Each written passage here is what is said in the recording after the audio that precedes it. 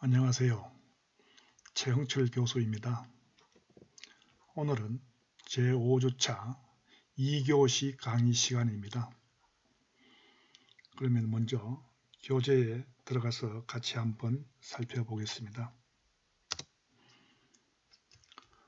오늘은 제6장 피의사실 공표와 연예인의 인권 중에서 큰 3번 경찰 수사의 공개 혹은 노출에 대해서 같이 한번 살펴보기로 하겠습니다.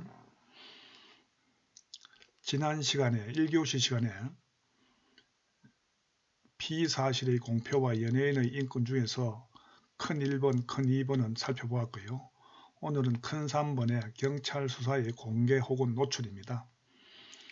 작은 1번에 가서 연예인 박모모가 강간 혐의로 피소되었다는 최초의 보도는 2013년 2월 18일 오후 9시경 이 내용은 이제 여러분들도 다 알 수 있겠습니다만은 박모모 씨가 강간 혐의로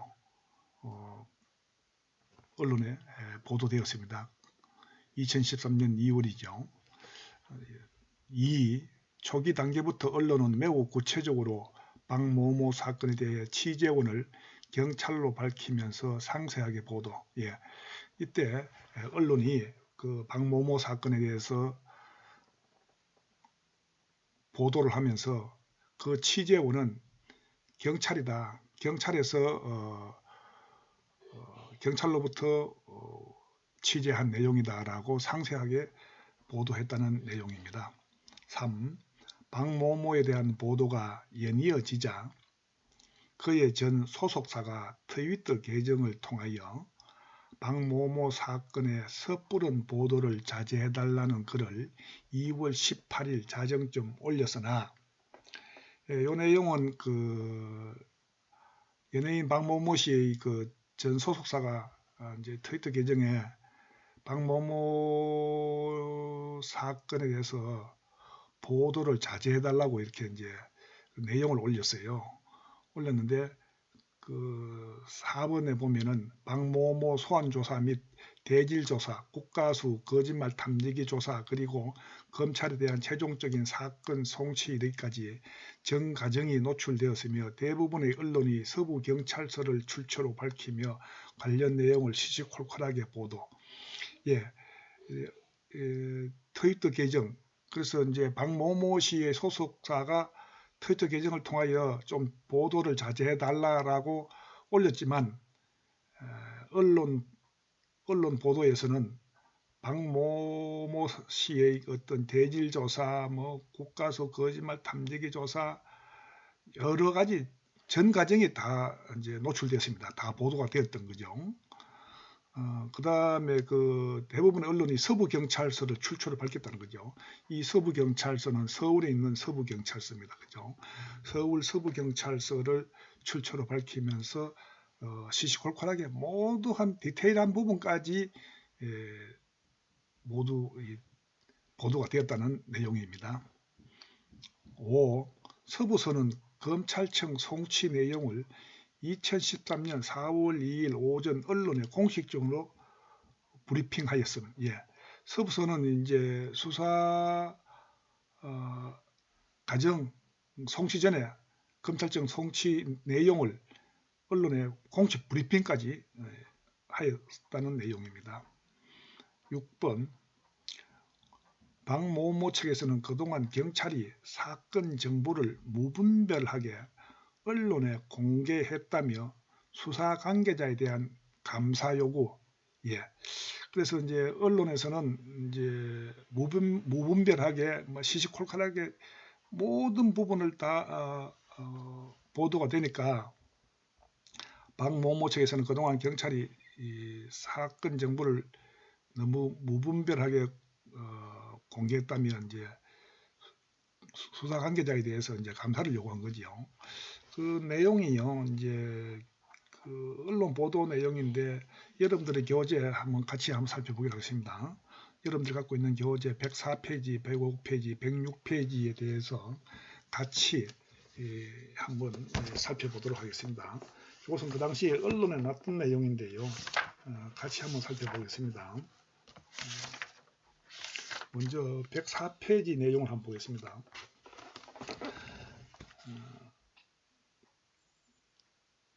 강간 혐의 피소 16일 고소장 접수됐다. 그 내용을 보면은 배우 박모모가 지난 16일 강간 등의 혐의로 피소됐다.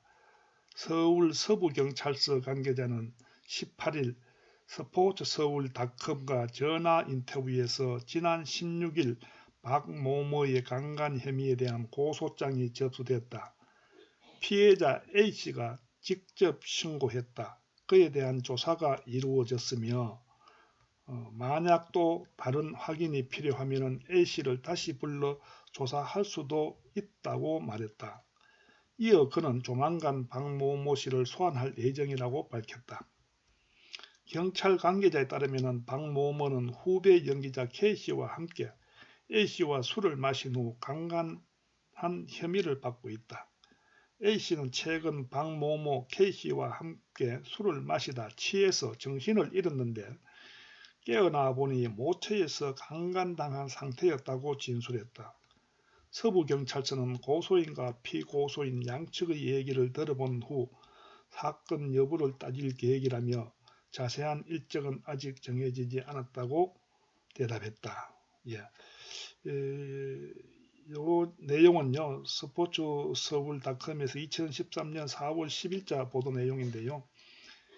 이와 같이 시시콜콜하게 모든 내용이 다 여기에 그때 언론에 보도되었습니다. 그 내용을 여기에서 담고 있고요. 그 다음에 보면은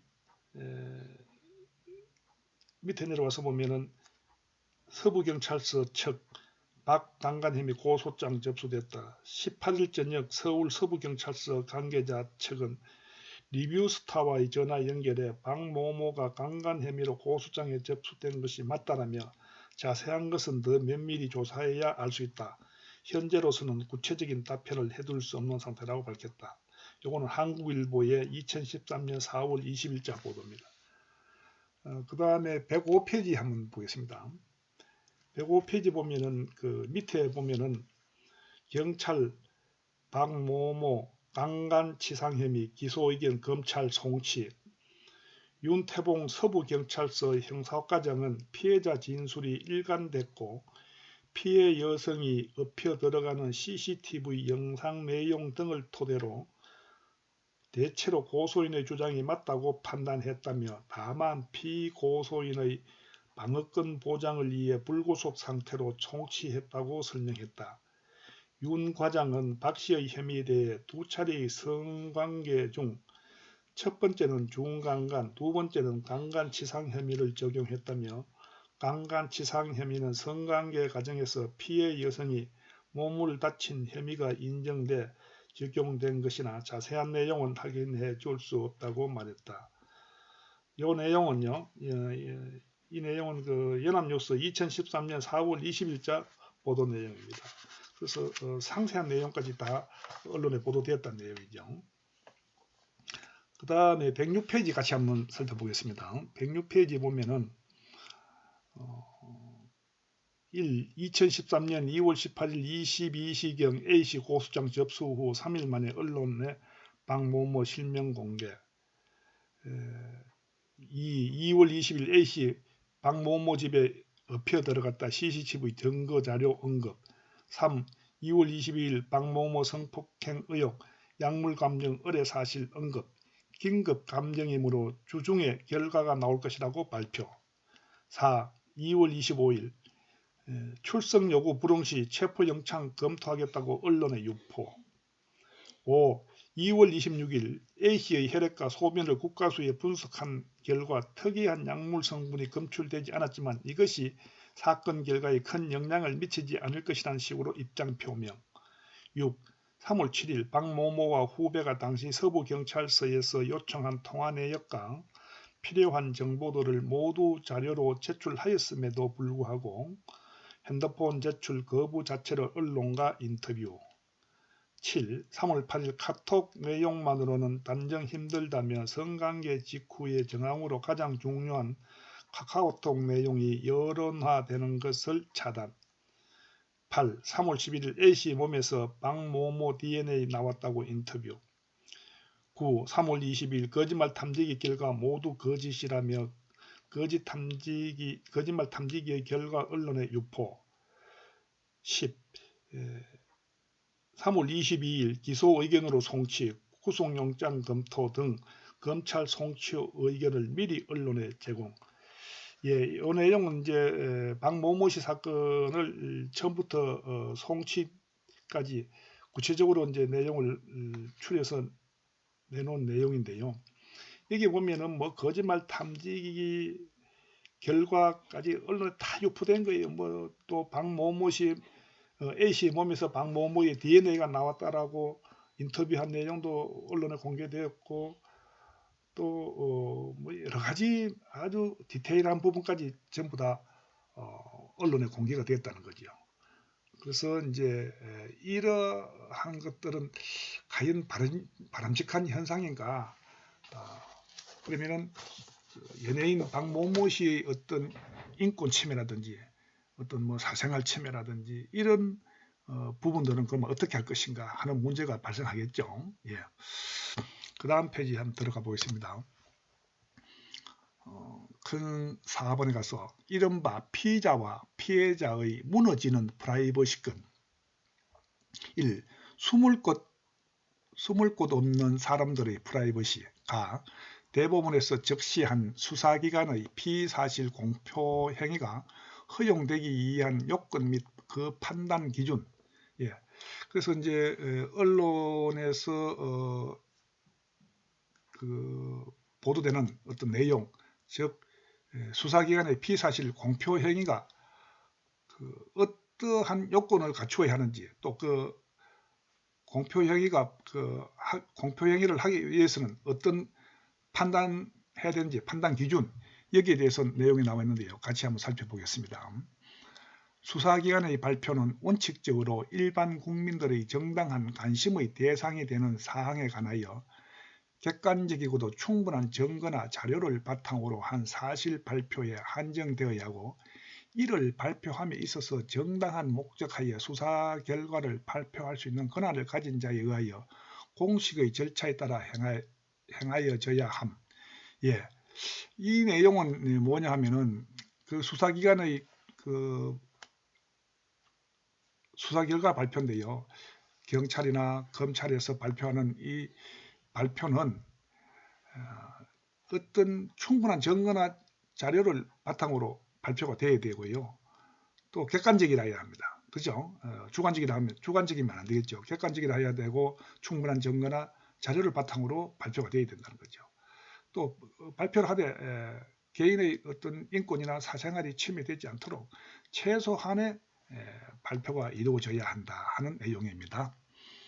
다음, 무죄 추정의 원칙에 반하여 유죄를 속단하게 할 우려가 있는 표현이나 추측 또는 내단을 불러일으킬 우려가 있는 표현을 피하는 등 그 내용이나 표현 방법에 대하여도 유념하지 아니하면 아니 될 것이므로 수사기관의 피사실 공표 행위가 위법성을 조각하는지의 여부를 판단함에 있어서는 공표 목적의 공익성과 공표 내용의 공공성, 공표의 필요성, 공표된 피사실의 객관성 및 정확성, 공표의 절차와 형식, 그 표현의 방법, 피사실 공표로 인하여 생기는 피침해 이익의 성질, 내용 등을 종합적으로 참작하여야 한다고 판시하면서 수사기관의 공표 행위에 대한 엄격한 가이드라인을 제시한 바 있음.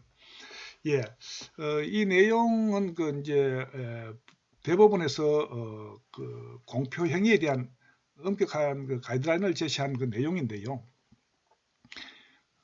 피사실을 공표할 때는 무죄 초정의 원칙에 반하여 유죄를 속단할 우려가 있는 이런 표현을 하면 됩니다. 발표할 때, 그죠? 그래서 유죄를 속단하게 할 우려가 있는 표현이라든지 이런 것들은 하면 안 된다는 내용입니다. 또 추측이나 또는 예단을 불러일으키는 이런 표현도 해서도 안 되고요. 또 그죠? 그 다음에 수사기관의 피의사실 공표행위가 위법성을 조각하는지 여부를 판단함에 있어서는 공표 목적의 공익성과 공표 내용의 공공성, 또 공표의 필요성, 그래서 공익성과 공표 내용의 공공성도 있어야 되고 또 필요성도 있어야 되고 공표된 피의사실의 객관성도 있어야 되고 그 다음에 정확성도 있어야 되고요. 그 다음에 이런 것들을 종합적으로 판단해 가지고 피의사실을 공표를 해야 한다는 내용입니다. 여기 보면은 수사기관의 피의사실 공표행위가 위법성을 조각하는지 여부를 판단함에 있어서는 이런 내용이 있는데요. 여기 보면 위법성 조각입니다. 여러분들 1학년들이기 때문에 아직 형법을 공부하지 않았기 때문에 위법성 조각에 대해서는 잘 모르리라고 생각합니다. 앞으로 2학년, 3학년 형법 시간에 위법성 조각 사유를 배우게 될 텐데요. 제가 위법성 조각에 대해서 간단하게 설명드리면 범죄가 성립하려고 하면은 세 가지를 충족되어야 됩니다. 범죄가 성립하려고 하면은 범죄가 성립돼 가지고 어떤 사람이 범죄를 행위를 했는데 그것이 범죄가 성립돼 가지고 처벌받기 위해서는 세 가지를 만족시키고 충족시켜야 하는데 그 세 가지가 뭐냐면 구성요건 해당성, 위법성, 책임성입니다. 구성요건 해당성은 이제 우리 형법에 문자로 기록된 그 범죄 내용을 말합니다. 그래서 형법에 나와 있는 그 범죄 내용은 모두 구성요건에 해당된다 이렇게 이해를 하면 되고요. 위법성은 대부분의 범죄는 위법성이 있지만은 위법성이 조각되는 경우가 있습니다. 위법성이 조각되는 경우는 어떤 경우냐 하면은 정당행위, 정당방위, 그 다음에 긴급피난, 자구행위, 뭐 이러한 것들이 있는데요. 여기서 이제 정당행위에 있어서는 어떤 것들이 있나 하면은 법령에 의한 행위, 그 다음에 업무로 인한 행위, 그 다음에 사회상규에 예비되지 않는 행위. 예. 그래서 앞에서 정당방위, 정당행위, 긴급피난, 자구행위, 피해자 성락에 한 행위 이런 위법성 조각 사유가 있습니다. 위법성 조각 사유에 해당되면은 위법성이 조각되기 때문에 어떤 사람이 범죄 행위를 했다 하더라도 이 위법성 조각 사유에 해당되면은 위법성이 조각되기 때문에 그 사람은 범죄자로 처벌할 수 없습니다. 왜냐하면은 범죄가 성립하지 않기 때문에.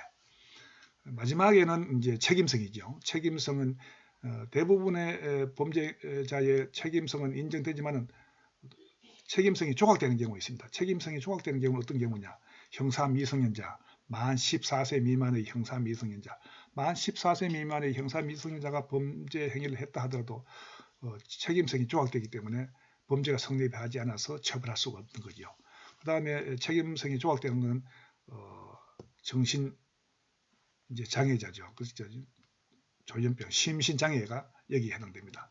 심신장애는 조현병 환자죠. 정신분열, 정신이상자 이런 사람들의 어떤 행위는 범죄 행위를 했다 하더라도 책임성이 조각되기 때문에 처벌할 수가 없다는 내용입니다.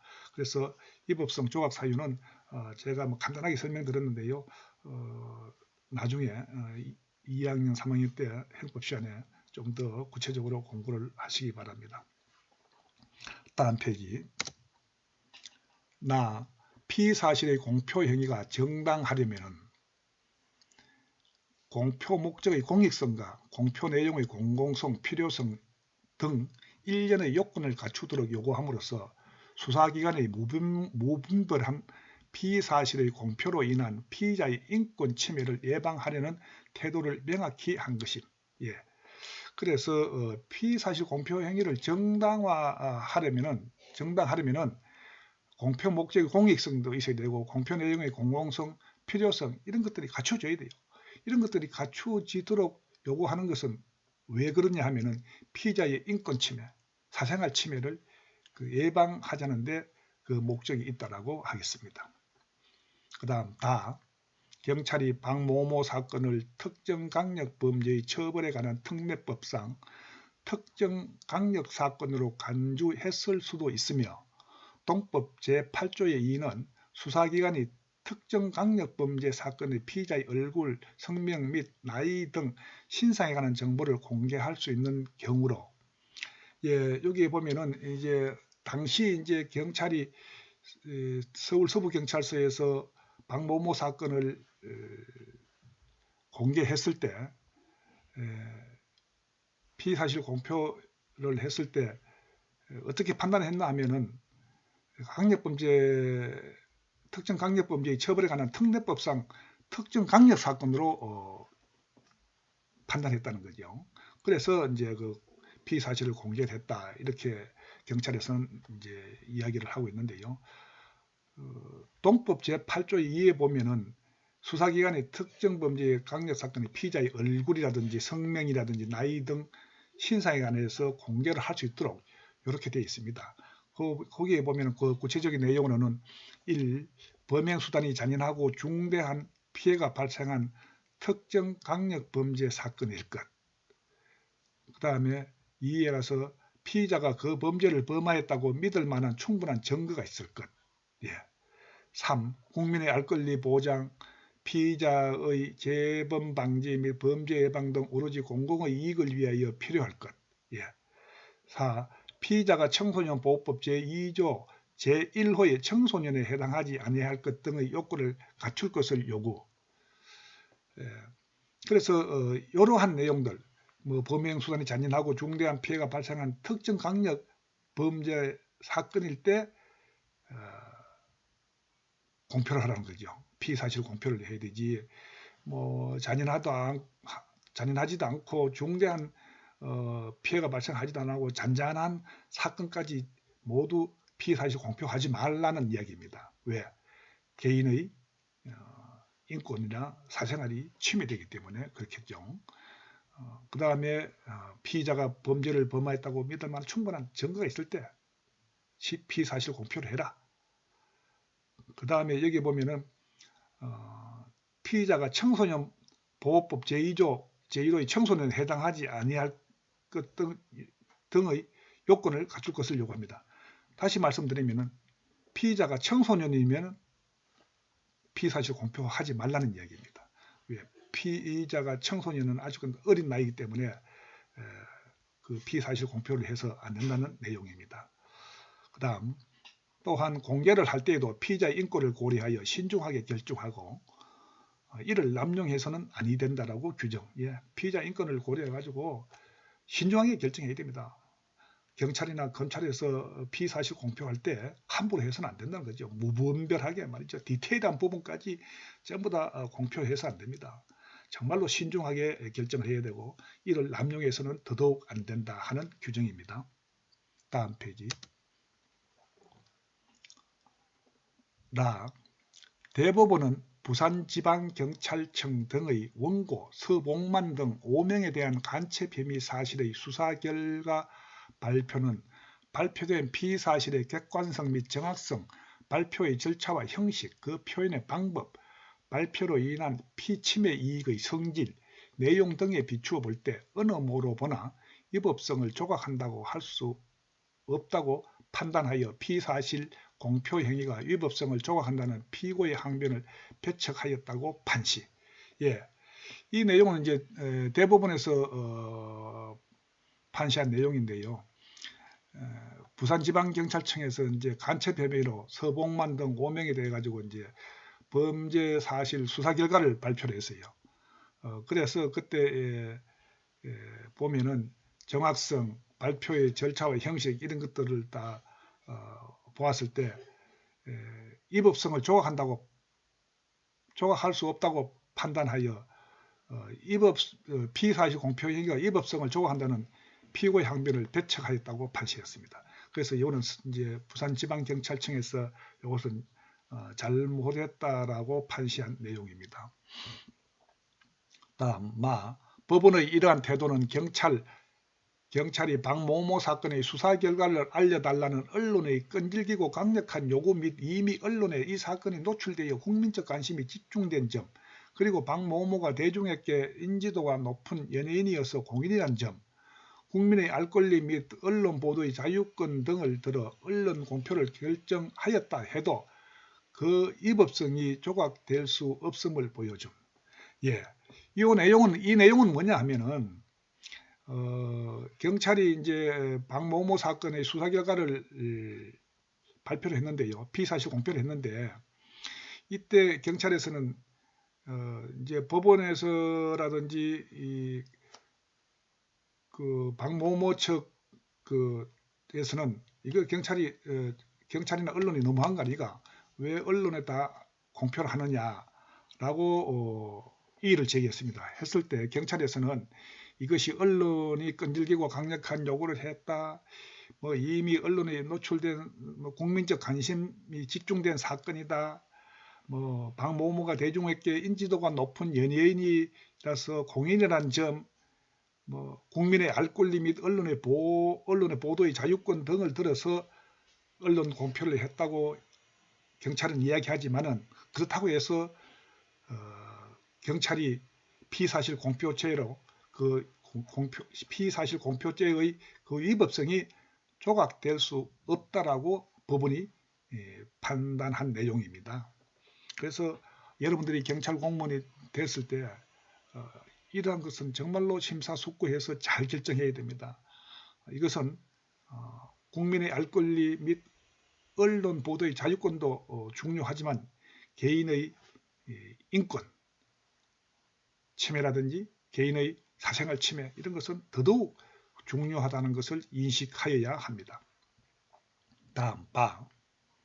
만약 경찰이 박모모 측이 사건 당사자로서 입장을 표명할 수 있도록 동일 석상에서 언론과 인터뷰를 하는 방식을 취하였다면 피의사실 공표죄와 충돌을 피할 수도 있을 것입니다. 예.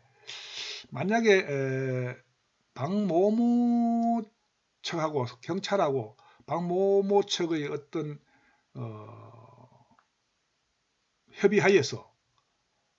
협조하여서 박모모 측이 입장을 표명할 수 있도록 동일석상에서 언론과 인터뷰를 했다면 피사실 공표죄와의 충돌을 피할 수도 있었다 하는 내용입니다. 다음.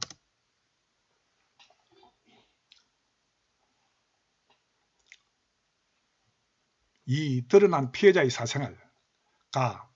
박모모 사건의 수사 과정이 공개됨으로써 언론 및 인터넷, SNS 등에 피해자의 사생활 및 신원이 노출되는 등 피해자 역시 2차 피해를 입었고 오프라인을 통하여 피해자에 대한 무분별한 누모가 떠돌았으며 심지어 사진까지 유출. 예, 이것은 아무리 피의자라고 하더라도 피의자고 피해자인 경우에 박모모 사건의 수사 과정이 공개됨으로써 언론, 인터넷, SNS 등에 피해자의 사생활이 다 노출되었습니다. 피해자가 사생활이 노출되고 피해자의 인권도 침해된 겁니다. 피해자가 사생활이 노출된 그 자체만 해도 1차 피해는 이제 성폭력 피해를 당했죠. 1차 피해를 입었는데 2차 피해까지 입게 된 거죠. 왜? 언론과 경찰이 박모모 사건의 수사 과정을 공개함으로써 피해자까지 다 노출된 겁니다. 피해자 사진까지. 그렇다 보니까 피해자가 사회생활하는데 많은 제한을 받게 되겠죠. 그래서 사회생활을 제대로 할 수 없겠죠. 이런 것들이 제 2차 피해라고 보면 되겠습니다. 거기 보면은 여러분들이 교재 한번 살펴보겠습니다. 여러분들이 갖고 있는 교재 109페이지 피해자 정보 유출과 관련한 기사들 중 일부가 있는데요. 같이 한번 보겠습니다. 109페이지 한번 보겠습니다.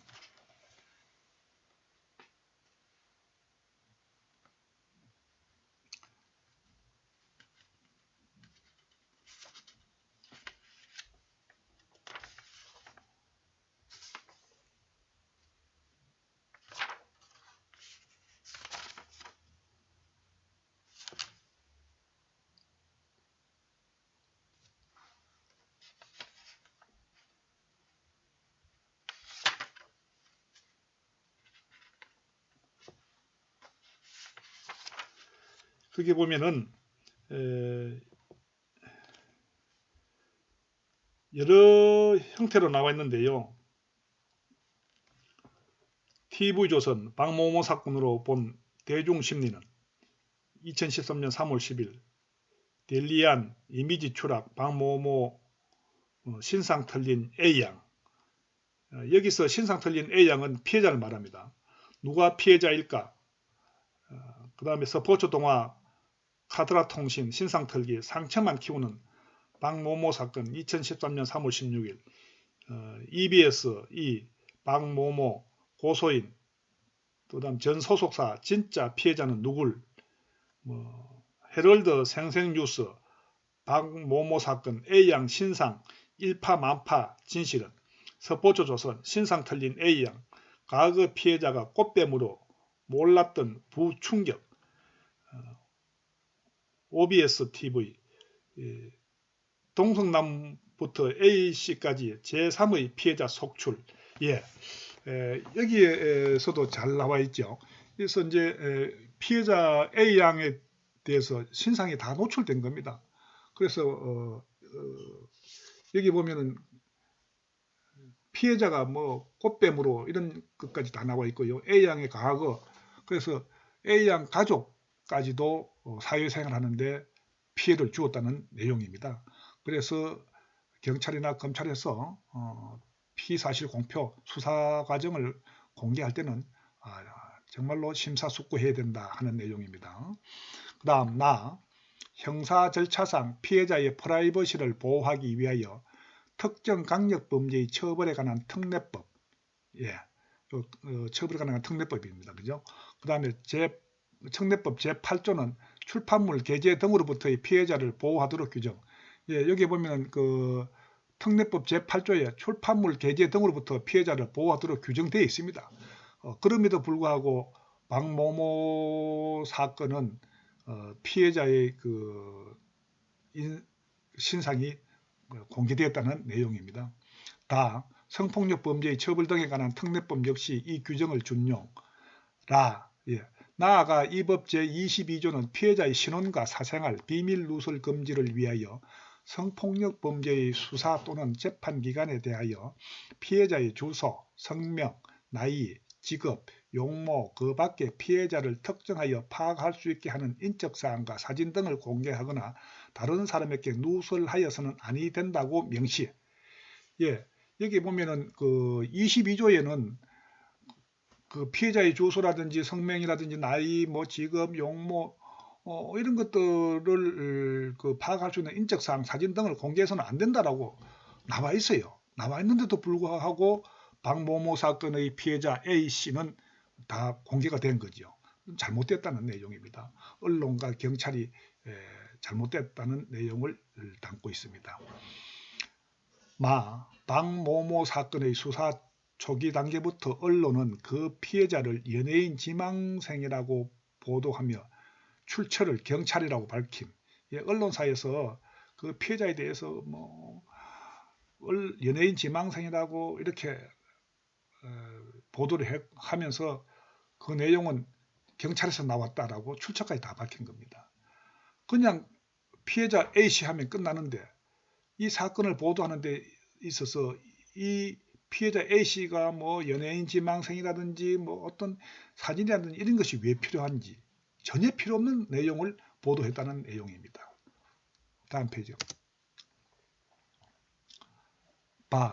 범죄 피해자 보호법 및 특정 범죄 신고자 등 보호법 역시 범죄 피해자 등에 대한 사생활 및 명예보호를 위한 관련 규정을 두고 있고 특히 성폭력 및 가정폭력 등 사적인 영역이 강한 피해자들의 경우 2차 피해자화가 가중된다는 점에서 수사기관은 매우 신중할 의무가 있으며 범죄 피해자 보호법은 피해자 사생활 보호를 국가의 책무로 규정하고 있음을 상기할 필요가 있다.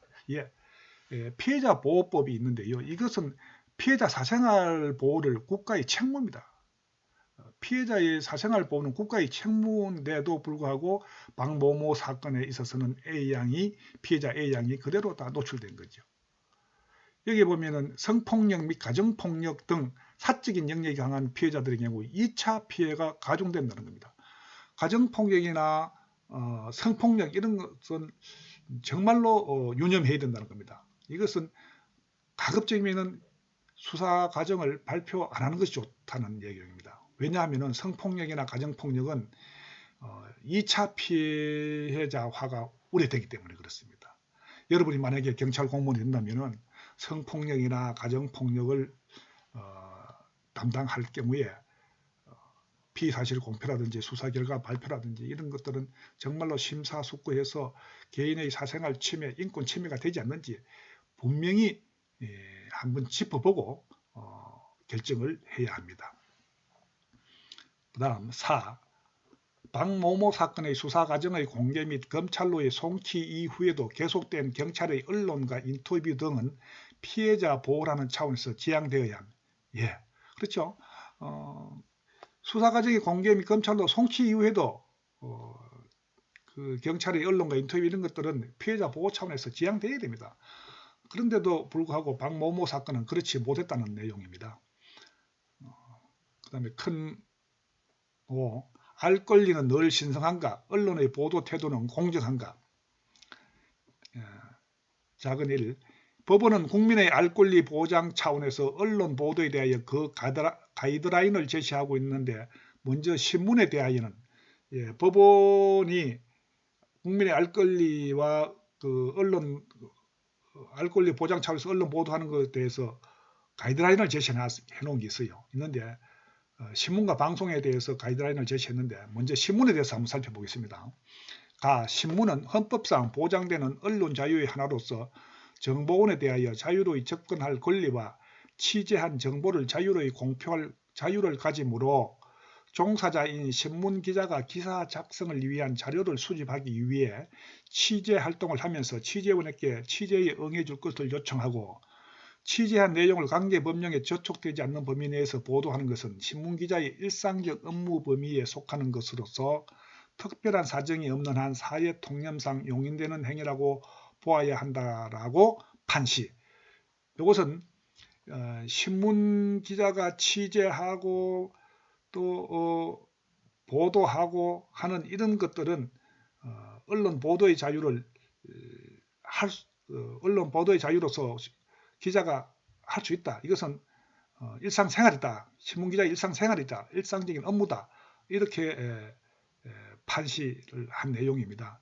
이것은 어디에 그 근거를 두냐 하면은 신문 등의 기능에 관한 법률 제3조 2항에 근거를 두고 한 내용입니다. 그래서 신문 등의 기능에 관한 법률 제3조 2항에 보면은 신문 기자들은 그 언론의 자유로이 접근해가지고 접근할 권리도 있고 취재한 정보를 자유로이 공표할 자유를 가진다라고 신문 등의 기능에 관한 법률 제3조 2항에 보면 나와 있습니다. 다음 페이지. 이것은 이제 방송인데요. 한번 같이 보겠습니다. 이것은 방송인데 같이 한번 보겠습니다. 한편 방송 보도의 유의 의무에 대해서는 방송법상의 보도의 공정성과 객관성을 준수할 것을 요구하며 방송 보도 주체에게 요구되는 보도자로서의 주의 의무란 동법 제5조 제1항에 규정되어 있는 보도의 공정성과 객관성에 대한 확인 의무를 할 것인데 여기서 말하는 보도의 공정성이란 본질적으로 동등한 것을 동등하게 취급하려는 보도로서의 균형 있는 보도와 동일 시간이나 동일 지면을 할당하여 사물에 대한 쌍방의 견해를 편향되지 않게 취급하려는 보도 경향으로서의 편향적인 보도를 의미하고 보도의 객관성이란 전달자가 보도 대상이 되는 사건이나 사물에 대하여 편견을 갖지 않고 사실을 왜곡하지 않으며 있는 그대로 정확하게 보도한다는 의미라고 판시. 이것은 이것은 그 방송에 대한 그 가이드라인을 제시해 놓은 것인데요. 법원에서 방송에 대한 가이드라인을 제시해 놓은 것인데 편향적인 그 보도를 해서는 아니 된다. 그 다음에 보도의 객관성이 이제 있어야 된다. 그 다음에 사물에 대해서 편견을 갖지 말아야 한다. 보도할 때 방송에서는 사물에 대해서 편견을 갖지 말아야 하고 사실을 왜곡하지 않아야 된다. 그죠? 사실을 왜곡하지 마라. 있는 그대로 정확하게 보도하라고 그 대법원에서 가이드라인을 제시한 내용입니다. 그 다음 이 두 판결은 기본적으로 언론 보도의 자유를 존중하면서도 동시에 취재한 내용을 강제법령에 저촉되지 않는 범위 내에서 보도할 것과 보도의 정확성과 형평성을 요구하는 등 언론 보도의 준칙을 제시. 예, 여기 대법원에서 이제 판시한 그 내용인데요. 이것은 이제 언론 보도의 자유 존중하면서도 동시에 취재한 내용들이 관계법령에 저촉되지 않아야 된다는 거죠. 이 말은 뭐냐 하면은 언론 보도의 자유를 존중하되 개인의 사생활 침해, 개인의 인권의 침해 대해서는 아니 된다 하는 내용입니다. 다음, 이러한 관점에서 박모모 사건에 대하여 언론의 보도 태도가 과연 이 준칙에 합당하였는가를 살펴볼 필요가 있음. 자, 우리가 지금까지 살펴봤습니다. 공정성, 즉 경찰이나 검찰에서 수사기관에서 수사 결과를 발표한다든지 피사실 공표를 함에 있어서 정말로 개인의 사생활 침해, 인권 침해가 되었는가 안 되었는가 우리가 공부를 지금까지 했습니다. 그 기준을 놓고 법원의 어떤 판단 기준이라든지 가이드라인 이런 내용들을 우리가 공부를 했습니다. 공부를 한 내용을 가지고 이러한 관점에서 이제 박모모 사건에 대하여 언론의 보도 태도가 과연 우리가 공부한 이 내용에 합당한가 살펴볼 필요가 있다는 내용입니다. 다음 페이지. 언론은 박모모 사건이 서부경찰서에 입건된 초기부터 매우 선정적이고 자극적인 제목을 달아 신속하게 보도. 이 내용은 언론은 박모모 사건을 보도하면서 매우 선정적이고 자극적인 제목을 달았다는 거죠. 그 다음 박모모 사건의 피해자라고 주장하는 여성이 경찰에 고소장을 접수했다는 최초의 기사는 2013년 2월 18일 오전부터 시작되었고 이후 2013년 4월 16일을 기준으로 박모모 측이 새로운 변호인을 선임했다는 최근 정황에 이르기까지 끊임없이 기사를 보도하고 있으며 이 기간 동안 언론이 보도한 박모모 사건의 전말은 네이버를 기준으로 검색하는 결과 무려 31,525회에 이름. 그래서 이제 이 박모모 사건의 피해자로 주장하는 여성이 이제 고소장까지 접수됐는데 이것이 이제 언론에 보도된 것이 2013년 2월 18일이라는 거죠. 그래서 이제 이 기간 동안에 언론이 보도한 박모모 사건의 전말은 네이버를 기준으로 검색한 결과 31,525회 엄청난 많은 숫자죠. 엄청나게 많이 보도가 되었다는 내용입니다. 수사 과정에서 고소인 및 피고소인 양측이 첨예하게 주장이 대립되는 상황이고 특히 박모모 측이 수시로 보도자료를 통하여 무분별한 언론 보도를 자제해 줄 것을 촉구하고 있음에도 불구하고 언론이 지속적으로 보도를 행한 것은 박모모 측의 인권을 침해한 것이고 국민의 알 권리를 이유로 정당화될 수 없음.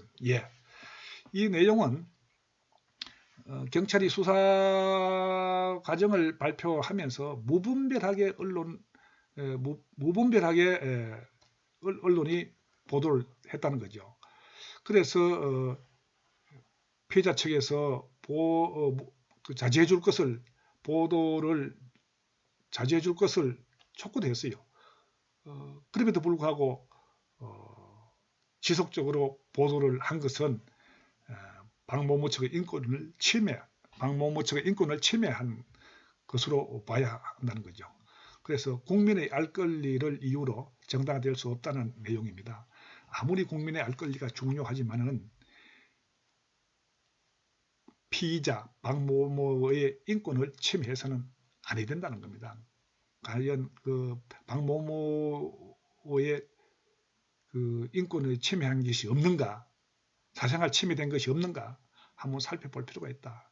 그래서 우리가 지금까지 공부한 내용을 볼 때, 종합적으로 볼 때 국민의 알 권리가 아무리 중요하지만은 박모모 측의 인권을 침해한 것은 정당화될 수 없다. 이렇게 이야기를 하고 있습니다.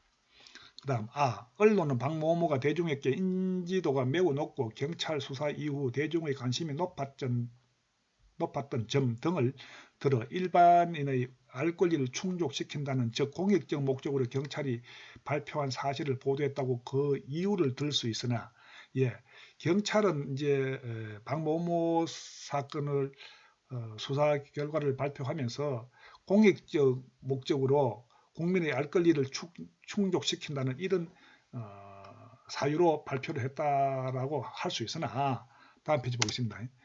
자, 이러한 이유를 감안하더라도 경찰이 1차 수사기관이며 2차 수사기관인 검찰의 수사가 남아있고 나아가 기소 사실로 확정된 것이 아니라는 점에서 언론 역시 신중하지 못했다는 비판에서 자유로울 수 없음. 경찰에서는 전자와 같이 그런 사유로 공익적 목적이다. 국민의 알 권리를 충족시키기 위해서 공개를 했다 하더라도 그것은 그러한 이유는 정당화될 수 없다는 거죠. 왜? 경찰이 1차 수사기관이고 2차 수사기관 검찰도 아주 수사가 남아있는데 왜 그것을 공개했느냐 하는 문제입니다. 이런 면에서는 경찰이 신중하지 못했다는 비판에서 자유로울 수 없다 하는 내용입니다. 차, 박모모 사건 수사 과정에서 언론이 보여준 보도 양상은 언론이 짊어지는 공익성과는 거리가 멀어 보이며 특히 경찰 수사 이외에 언론 스스로 취재해 정확하고 객관적인 사실을 보도해야 하는 책임을 다하지 못했다는 비난에서 자유로울 수 없음. 경찰도 박모모 사건을 공개하면서 자유로울 수 없습니다. 그죠? 비판에서 자유로울 수 없지만 언론도 마찬가지입니다. 언론도 박모모 사건을 보도하면서 그 언론의 책임을 다하지 못했다. 그 이야기는 뭐냐? 피의자의 인권 침해, 사생활 침해 이런 것이 보호되지 않았다는 겁니다. 그래서 객관적인 사실을 보도해야 되는데 그 책임을 다하지 못했다는 비난에서는 언론도 자유로울 수 없다 하는 내용입니다. 다음 카, 김기창은 언론의 이와 같은 보도 태도는 당사자에 대한 명예훼손은 물론이고 재판 절차를 방해, 손상, 저해하는 것이라고 주장. 그 김기창 씨는 언론의 이와 같은 보도 태도는 그 박모모 사건에 대해서 그 보도한 태도는 박모모에 대한 명예훼손은 물론이고 재판 절차를 방해하는 것이다. 재판을 방해하는 것이고 손상하는 것이고 저해하는 것이라고 주장했다 하는 내용입니다. 타, 이러한 보도 행위는 재판부에 영향을 주어 법관의 자유심정 형성에 영향을 미칠 수 있으며 나아가 국민참여재판으로 재판이 진행될 경우 배심원들의 유무죄 결정에 영향을 끼칠 우려도 있으며 재판부의 실체적 진실규명 및 공정성에 바람직하지 않음. 이 내용은 뭐냐 하면은 언론이나 경찰에서 개인의 어떤 사생활 침해, 인권 침해 이런 부분을 공개함으로 인해 가지고 법관의 자유심정 형성에도 영향을 줄 수가 있고요. 또 국민참여재판으로 만약에 이 재판이 이루어진다면 국민참여재판에 참여하는 배심원들의 유무죄 결정에도 영향을 끼칠 수가 있고 또 재판부의 어떤 실체적 진실 규명 또는 공정성에도 바람직하지 않다는 내용입니다. 이렇게 해서 우리가 같이 한번 살펴봤습니다. 현재까지 공부를 하면서 어렵고 이해가 되지 않는 부분이 있으면 저의 메일로 보내주시면 고맙겠습니다. 성심성의껏 답변 드리도록 하겠습니다.